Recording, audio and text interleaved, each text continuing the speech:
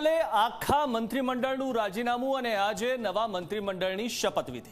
હા, ગુજરાત સરકારમાં હવે નવું મંત્રીમંડળ આવી ગયું છે અને તે પણ પૂર્ણ કક્ષાનું, એટલે કે મુખ્યમંત્રી સહિત કુલ 27નું મંત્રીમંડળ। સૌથી મોટી વાત એ છે કે અત્યાર સુધી ગૃહ રાજ્યમંત્રી હર્ષ સંઘવી હવે નાયબ મુખ્યમંત્રી બની ગયા છે। કયા ઝોનને શું મળ્યું, કઈ જ્ઞાતિના કેટલા મંત્રી બન્યા, જુઓ આ અહેવાલમાં।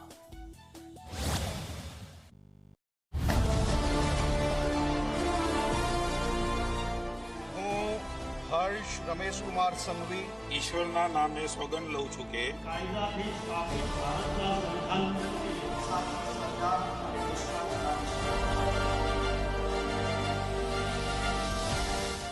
ગુજરાતમાં આજે નવા મંત્રીમંડળે શપથ લીધા।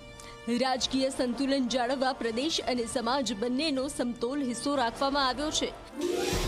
ઝોન પ્રમાણે મંત્રીમંડળની વાત કરીએ તો સૌરાષ્ટ્ર કચ્છમાંથી પરસોત્તમ સોલંકી, કુંવરજી બાવળિયા, અર્જુન મોઢવાડિયા, ત્રિકમ છાંગા, કાંતિ અમૃતિયા, કૌશિક વેકરિયા, જીતુ વાઘાણી, રીવાબા જાડેજા અને પ્રદ્યુમન વાજાનો સમાવેશ કરવામાં આવ્યો। એટલે સૌરાષ્ટ્ર કચ્છના 9 ધારાસભ્યોને મંત્રી તરીકે શપથ ગ્રહણ કર્યા। હું જીતેન્દ્ર સૌજીભાઈ વાઘાણી ઈશ્વરના નામે સોગંદ લઉં છું કે ઈશ્વરના નામે સોગંદ લઉં છું કે કાયદાથી સ્થાપિત ભારતના સંવિધાન પ્રત્યે હું સાચી શ્રદ્ધા અને નિષ્ઠા ધરાવીશ। હું ગુજરાત રાજ્યના મંત્રી તરીકેના મારા કર્તવ્યો શ્રદ્ધા અને અંતઃકરણપૂર્વક બજાવીશ।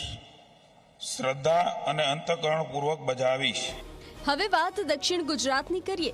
આ ઝોનમાંથી 6 ધારાસભ્યો મંત્રી બન્યા, જેમાં ઈશ્વરસિંહ પટેલ, પ્રફુલ્લ પાનસેરિયા, કનુ દેસાઈ, હર્ષ સંઘવી, નરેશ પટેલ અને જયરામ ગામિતનો સમાવેશ થાય છે। તો મધ્ય ગુજરાતની વાત કરીએ તો આ ઝોનમાંથી પણ 6 મંત્રી મળ્યા, જેમાં રમણસિંહ સોલંકી, કમલેશ પટેલ, સંજયસિંહ મહિડા, રમેશ કટારા, દર્શના વાઘેલા અને મનીષા વકીલનો સમાવેશ થાય છે।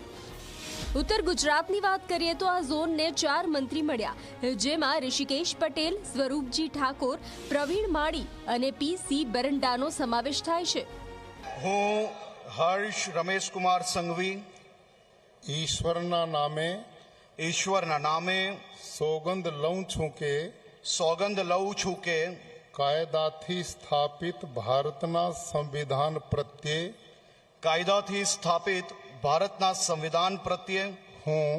હું સાચી શ્રદ્ધા અને નિષ્ઠા ધરાવીશ। હું ગુજરાત રાજ્યના નાયબ મુખ્યમંત્રી તરીકેના મારા કર્તવ્યો શ્રદ્ધાપૂર્વક અને અંતઃકરણપૂર્વક બજાવીશ। હું નરેશભાઈ મગનભાઈ પટેલ ઈશ્વરના નામે સોગંદ લઉં છું કે કાયદાથી સ્થાપિત ભારતના સંવિધાન પ્રત્યે હું સાચી શ્રદ્ધા અને નિષ્ઠા ધરાવીશ। જ્ઞાતિગત સમીકરણની વાત કરીએ તો પાટીદાર સમાજના 6 મંત્રીઓએ શપથ લીધા છે। જો મુખ્યમંત્રીની ગણતરી કરીએ તો પાટીદાર સમાજનો આંક 7 પહોંચે છે। ઓબીસીના 8, આદિવાસી સમાજમાંથી 4, એસસીમાંથી 3, બ્રાહ્મણમાંથી 1 અને ક્ષત્રિય રાજપૂતમાંથી 2 મંત્રીએ શપથ લીધા। ઓબીસી સમાજને સૌથી વધુ 8 મંત્રી મળ્યા છે અને ખાસ વાત એ છે કે રાજ્ય ભાજપ પ્રમુખ પણ ઓબીસી સમાજમાંથી આવે છે।